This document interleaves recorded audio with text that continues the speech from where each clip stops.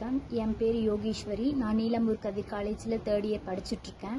நான் இன்றைக்கி என்ன டாபிக் எடுத்திருக்கேன் அப்படின்னா, பெண்ணில்லா துறை உண்டோ அப்படிங்கிற டாப்பிக்கில் நான் பேச வந்திருக்கேன்.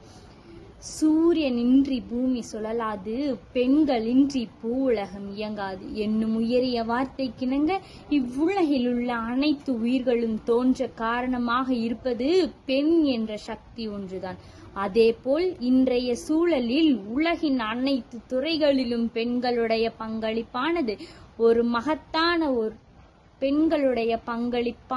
மகத்தான ஒன்றாக விளங்குகிறது.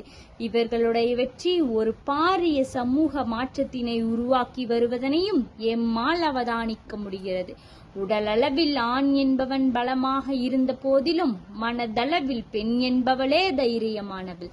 பெண் என்னும் ஆளுமை ஒரு தாயாக, ஒரு சகோதரியாக, ஒரு வாழ்க்கை துணைவியாக, ஒரு குடும்பத்தை சிறந்த ஆளுமையுடன் வழிநடத்தி செல்லும் ஆற்றல் பெண்களிடத்தில் உண்டு என்பதை பல ஆய்வுகள், ஆராய்ச்சிகள் மற்றும் நம் கண்களாலும் அவதானிக்க முடிகிறதே.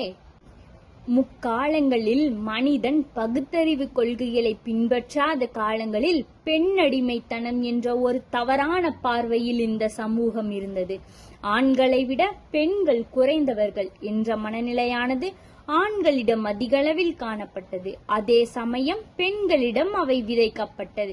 இதனால் பெண்களுக்கான கல்வி மறுக்கப்பட்டது மட்டுமல்லாமல் உரிமைகளும் மறுக்கப்பட்டது. இதனால் இந்த சமூகமானது முன்னேற்றமடையாமல் பின்தங்கியதாகவே இருந்தது. இதனை உடைக்கும் வகையில் தமிழில் பாரதியார் போன்ற புரட்சியாளர்கள் தோன்றி பெண்களுக்கான எதிர்காலத்தை உருவாக்கினர்.